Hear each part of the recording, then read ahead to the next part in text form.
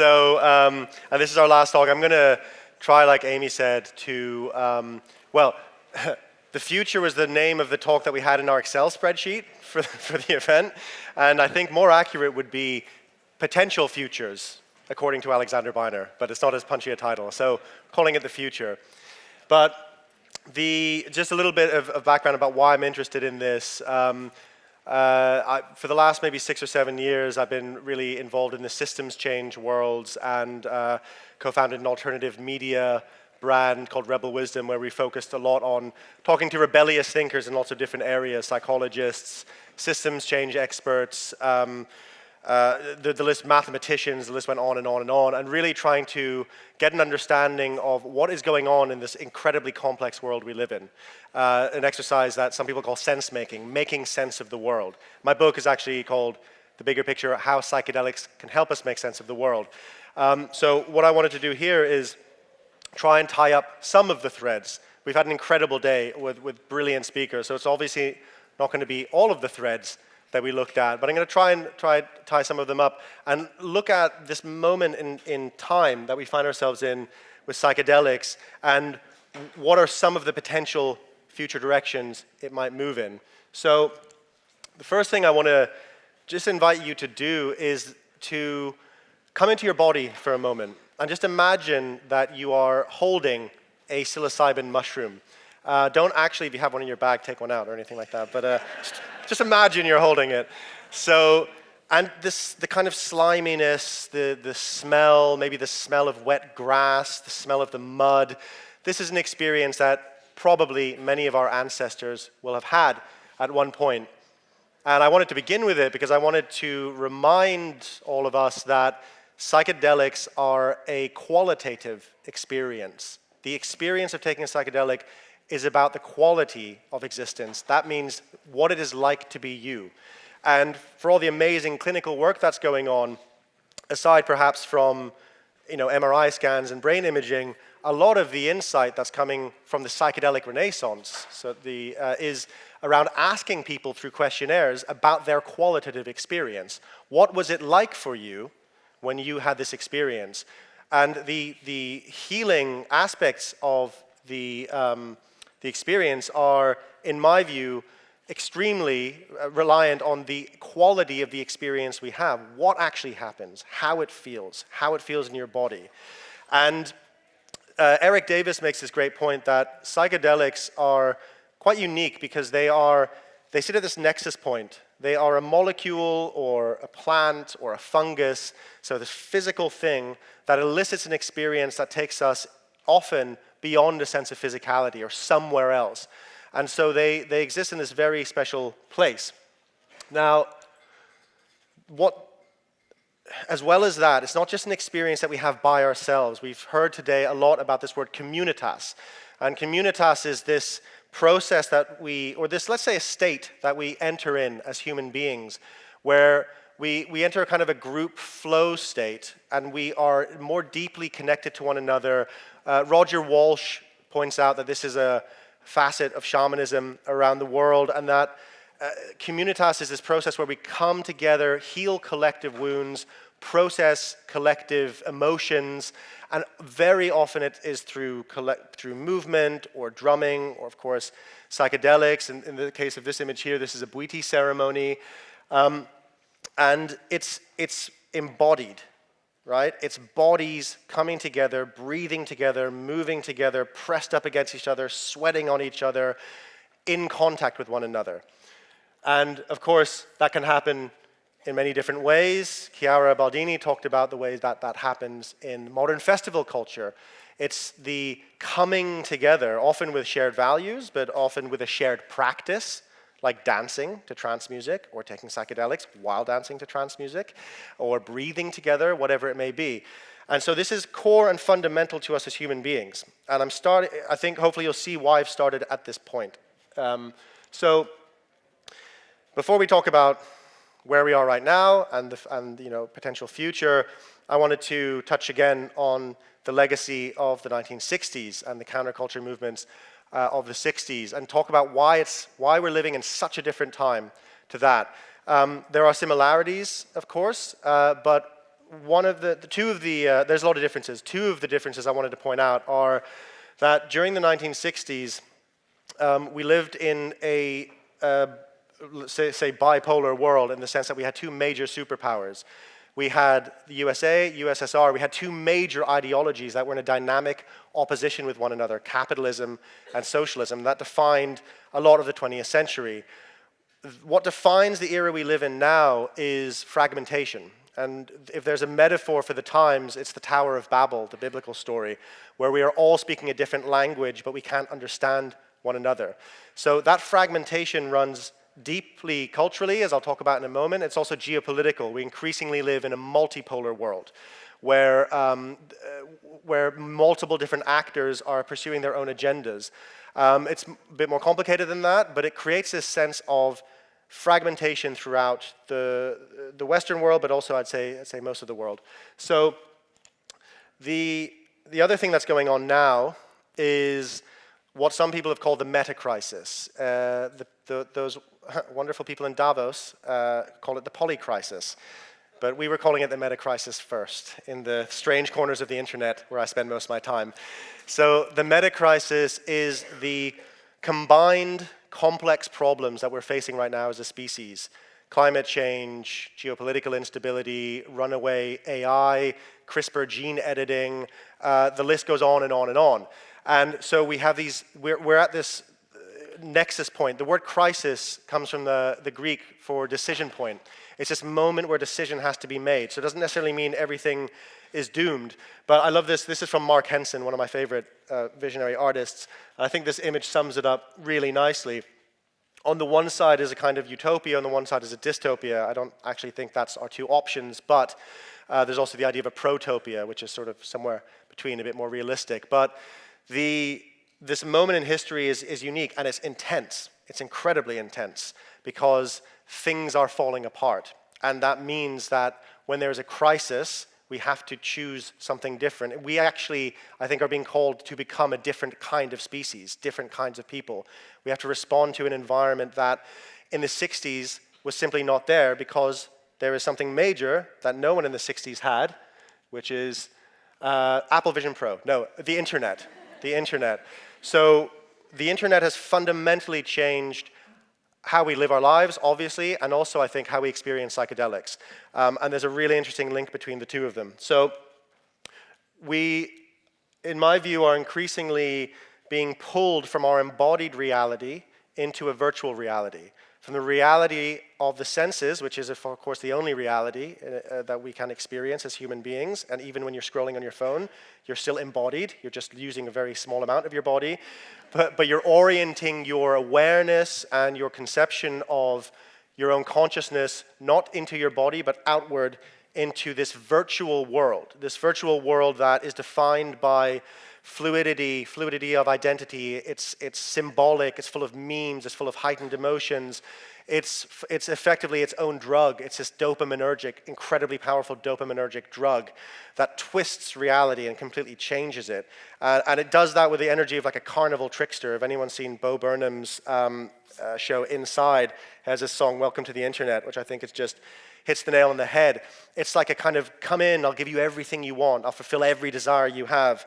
Sex, violence, connection. You want connection? You can connect to anyone you want all the time. Come on. And then, of course, the real internet is corporatized bastardization of that we're all sort of stuck in now. And it's only going to get more intense, because this is an example of OpenAI's new program, Sora, which is a text-to-video generating function, which isn't gone to public yet, but this is just from someone typing in a simple prompt about a woman walking through a street in Tokyo. Tyler Perry, the American producer and comedian, was building an $800 million studio in Atlanta, and he stopped construction on it after seeing the examples of Sora, because it's going to radically change film. But it's not just going to radically change film. AI is going to radically change the internet as a whole. And yes, got some Harry Frankfurt fans in the audience. Great. So this one thing that it could lead to is a proliferation of bullshit to such a huge extent that we cannot think straight anymore. So bullshit is a specific term, as I'm using it, from Harry Frankfurt. And he argues that there's a difference between bullshit and lying. So if I say to you right now, I've got 50 quid in my pocket, and I'm trying to convince you of that, I'm lying to you because I don't. But I know what the truth is, and I'm effectively trying to take the truth and twist it to make you think a particular thing or get something out of you, whatever it might be. Frankfurt argues that bullshit is different. A bullshitter doesn't care about the truth at all. A bullshitter just cares about getting what they want and how they're perceived, right? So the truth means nothing. And the internet is a bullshit generating machine. It's partly, why Trump is so successful is partly due to the technology through which his message is going through. It's a bullshit, it's just a bullshit vortex, right, everywhere. So the important thing about, so if we look at the internet, there's bullshit opinions, which aren't really opinions designed for finding the actual truth of reality. They're opinions designed to win a particular point. There's bullshit on social media with filters that make people's faces look completely different down to the bone structure. So there's bullshit of the way people present their lives in social media. There's just this kind of complete fantasy realm that we are in a lot of our lives. And I think that we run the risk of moving from a post-truth world to a no-truth world, where imagine that the internet is just full of AI-generated videos, AI chatbots. You don't know who's a real person. You don't know what's AI. Blackmail becomes basically impossible because, oh yeah, you saw me do that? It's AI-generated, right? Truth becomes so difficult to find that we end up caught in a kind of collective bad trip, effectively, if we aren't already. So, thank you. So, and this matters a lot because this is research that is referenced in Jonathan Haidt's new book about the effects social media and screens are having on children and children's mental health and teenagers' mental health, which is shockingly bad, basically. It's worth reading his book, The Anxious Generation. But this really caught my eye. This is a study actually from a large heart study that the data came from, but it's called The Dynamic Spread of Happiness in a Large Social Network, Longitudinal Analysis. I can't say that. Anyway, you get the drift. So what they found is that your happiness can be affected by the happiness of someone 3 points removed from you in a network. So if your friend's friend is happy, it will have an effect on you. And of course, if they're sad or if they're feeling anxious, it will have an effect. So we are feeling through one another. The internet takes this and it expands it intensely, right, in a way we've never seen before. So it becomes a kind of other world. And other world is, often in mythology, other worlds, proliferate because they're places that are like our world but kind of twisted or inverted and different. And a protagonist might go and have an experience in one and then come home in this kind of voyage and return. So what's the nature of this other world? It's high salience in that things are calling for your attention constantly, right in your face. Buzzing, binging, flashing. It's high intensity, right? Intense emotions, intense ideas. We don't know what's real increasingly. Entities now appear to have agency. Like, spend some time with ChatGPT and you can start to feel like it's someone. You say, raise your hand if you ever said thank you to ChatGPT. Why, right? No. Yeah. Possibly, yeah. So emotional identity is fluid. You can be who you want to be online as well. It creates a yearning for the truth in some way. There's a kind of change our relationship to the truth.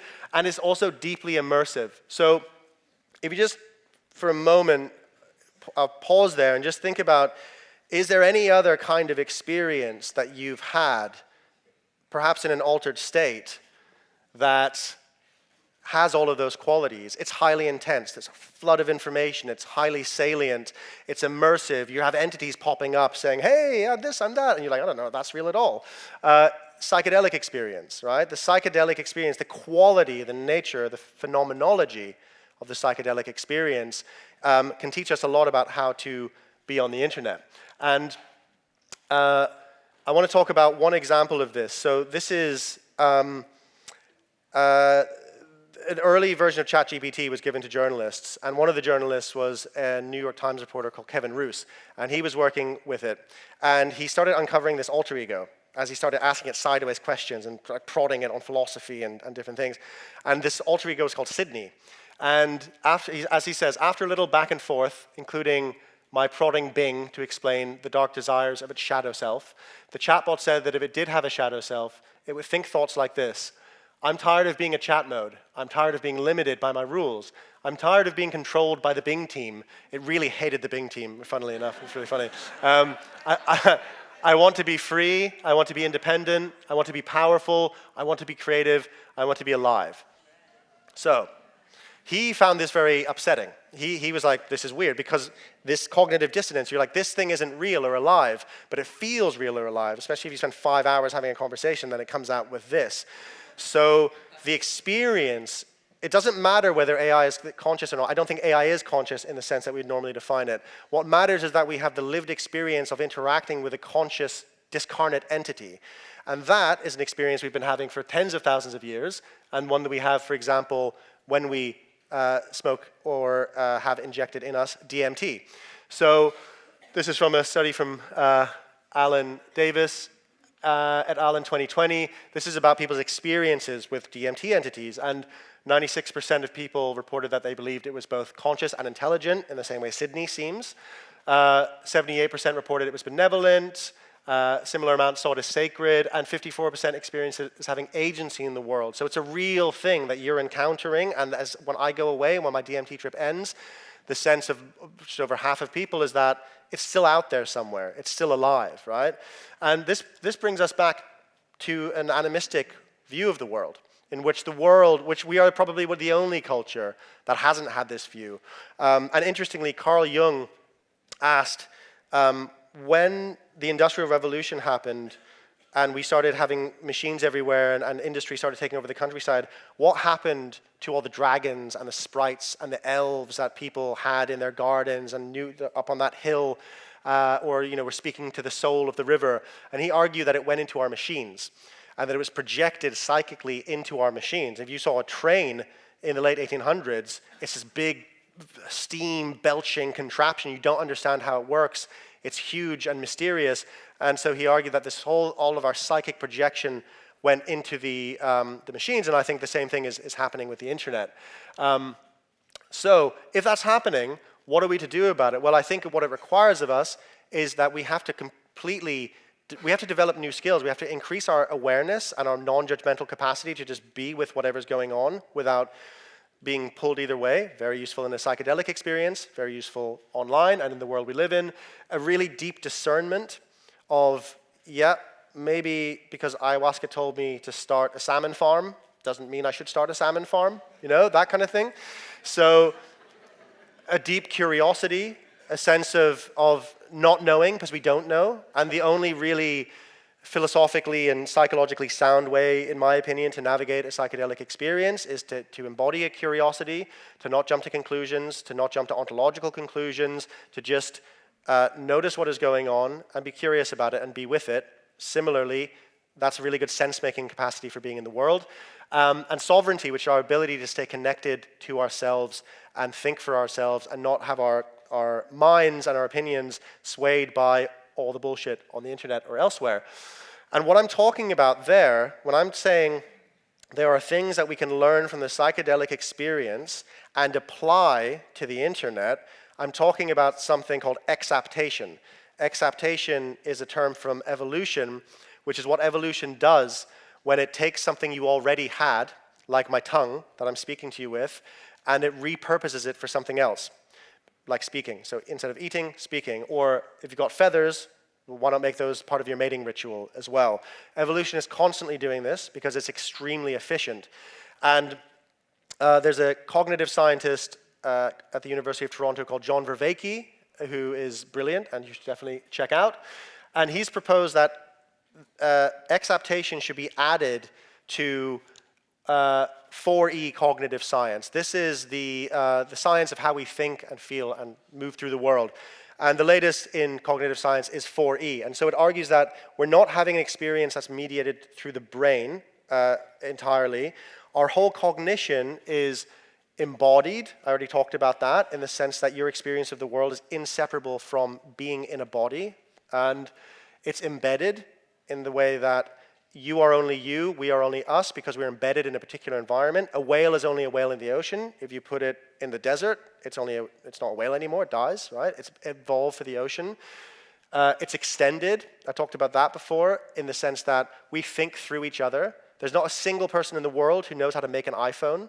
All of our innovations come about from the emergent phenomena of us all doing stuff together, right? So that's how things change, which is also, to go back to a point Chiara made, why this idea that if enough people turn on and raise consciousness, there'll be this sort of tipping point where the world will suddenly be more conscious and we'll have solved all our problems. I'll talk about that later, but that is bullshit, to use the word.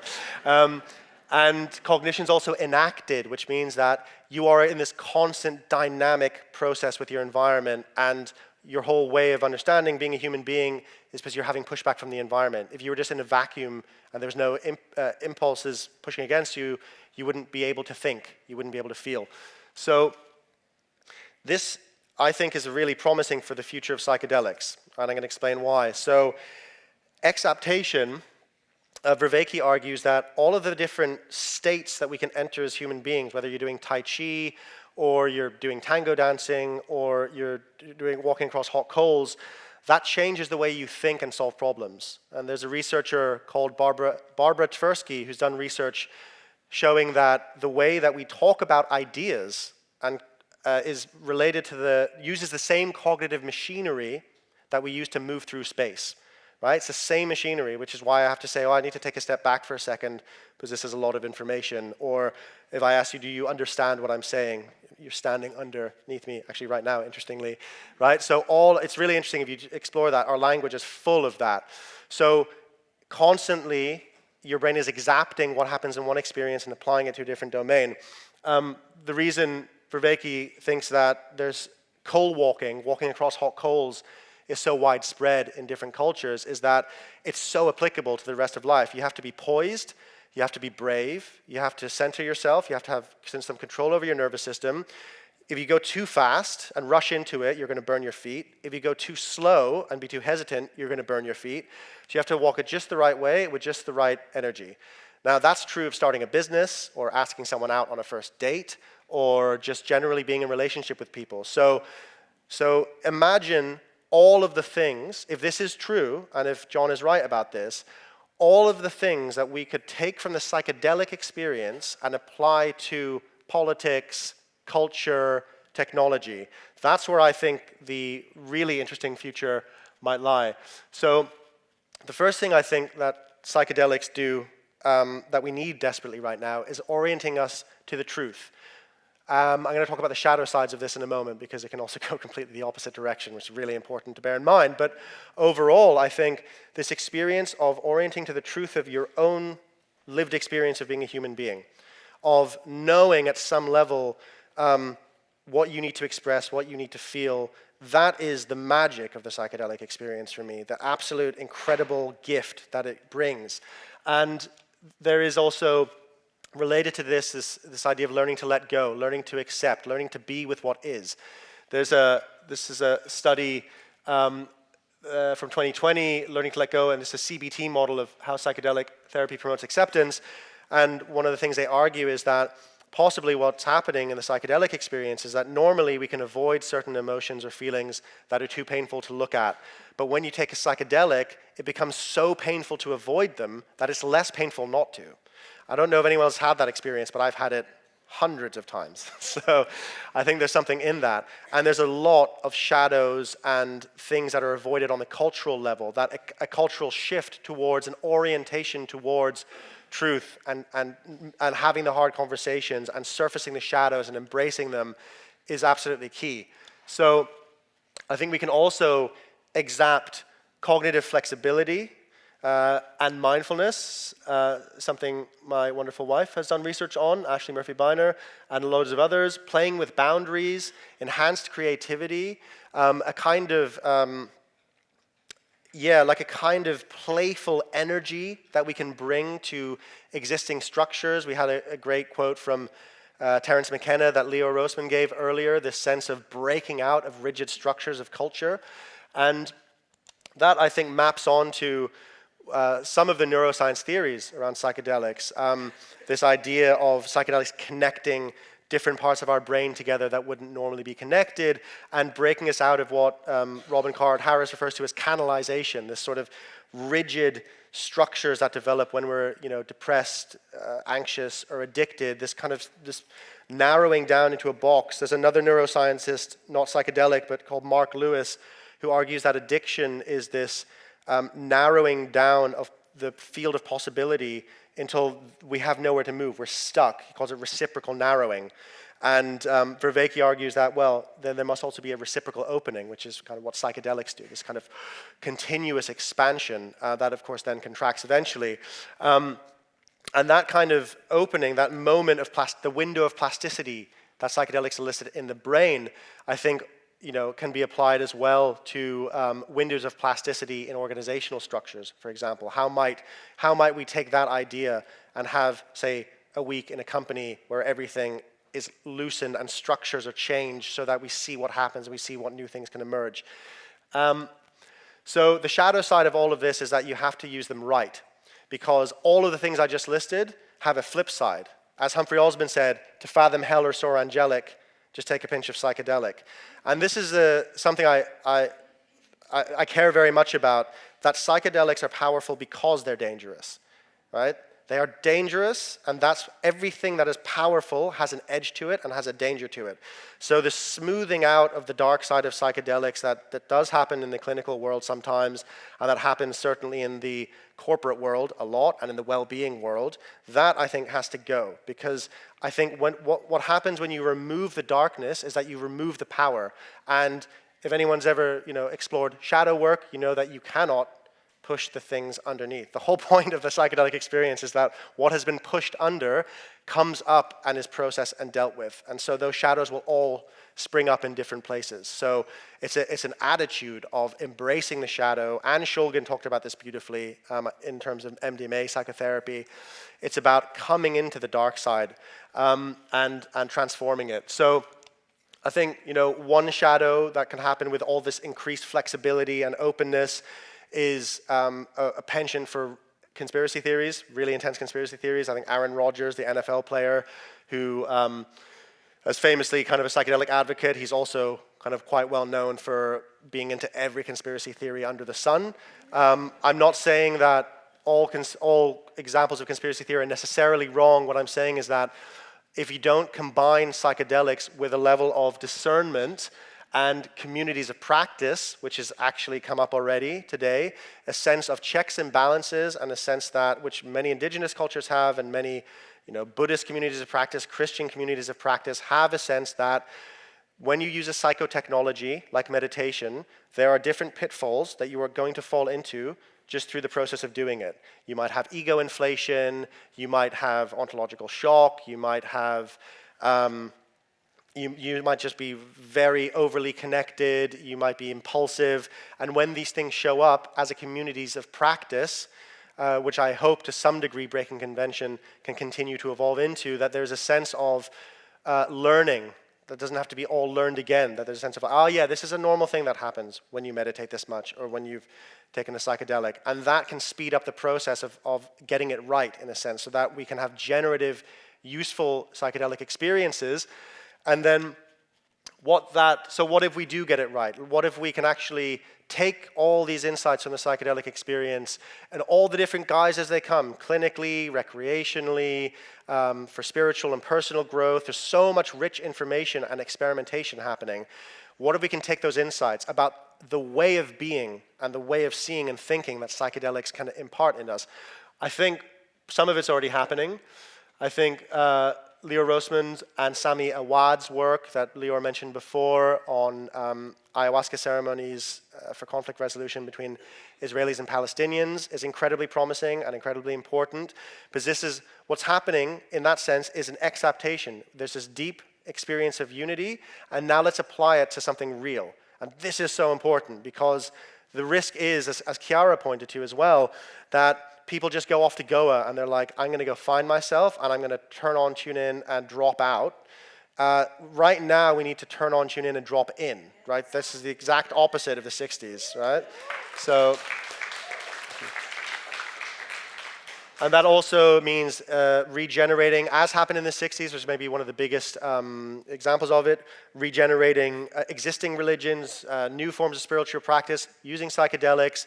There's a group, for example, called Ligare in the US, who are Christian ministers and priests and practitioners who've been deeply influenced by psychedelics. There's groups of Mormons taking, or former Mormons taking psychedelics. There's, yeah, I don't think you're allowed to do both, actually, but yeah. And increasingly, I'm very curious always to find out, are there other groups doing that from other sort of non-Western cultures? So there's also the use of psychedelics for actually helping us develop and solve new problems. This is a Minds. It was set up recently by Bruce Damer, and it's a project I'm involved with and working on as well, which is around how can we create psychedelic experiences that actually lead to novel discoveries, novel scientific discoveries, could be new discoveries in political ideas, new discoveries in ways to approach how we all live together. I think that is incredibly exciting as well. And then technology, how could we use the insights we're gaining to design better tech? This is the Mona Lisa. This Mona Lisa was, I'm not sure if anyone remembers, but just a few years ago, AI art was this quirky thing of like, oh, look at the AIs trying to make art, and it was all really psychedelic, and there was just like loads of dogs in it. It was all really creepy and strange. So there's this link between the AI and the psychedelics that, I know from speaking to a lot of AI researchers, a lot of them are very psychedelic people, and there is this kind of deep union already happening. So I think that's something to look out for. And then also nature connection, right? So this sense of we deeply need to come back into our embeddedness and our embodiedness in the natural world to get out of this virtual fantasy and into the embodied real world where we have real human connections, where we can talk to each other as human beings, not have Twitter or X arguments that are mediated by the platforms. This is essential. It's not about scrapping the internet, but it's about bringing back, and I mean, frankly, the archaic revival, as Terence McKenna talked about. I probably wouldn't be here without McKenna. It was incredibly influential on me, and I think he was absolutely right. We need to revive these Paleolithic, ritualistic, embodied structures that we have evolved with and that we need as human beings, which never go away. That's why we have Boom Festival and similar, and bring them into this high-tech world, right? And make that new union. That, I think, is the cutting edge. And then finally, just ending with this, I think it's about bringing psychedelic perspectives into different parts, different domains. And everyone here and everyone watching you have a domain, you have a workplace, you have a community that even they don't all need to take psychedelics, right? But there's ways of seeing and ways of being, ways of feeling, ways of being in touch with the world that we can be taught, that the psychedelic experience teaches us about, that we can all bring into different domains. And so for me, it's about that. It is about the drugs, but it's also not about the drugs, right? It's about the experience, the quality of experience that the drugs elicit. And I think that is my hope for a psychedelic future. So I'm going to end there. Thank you very much.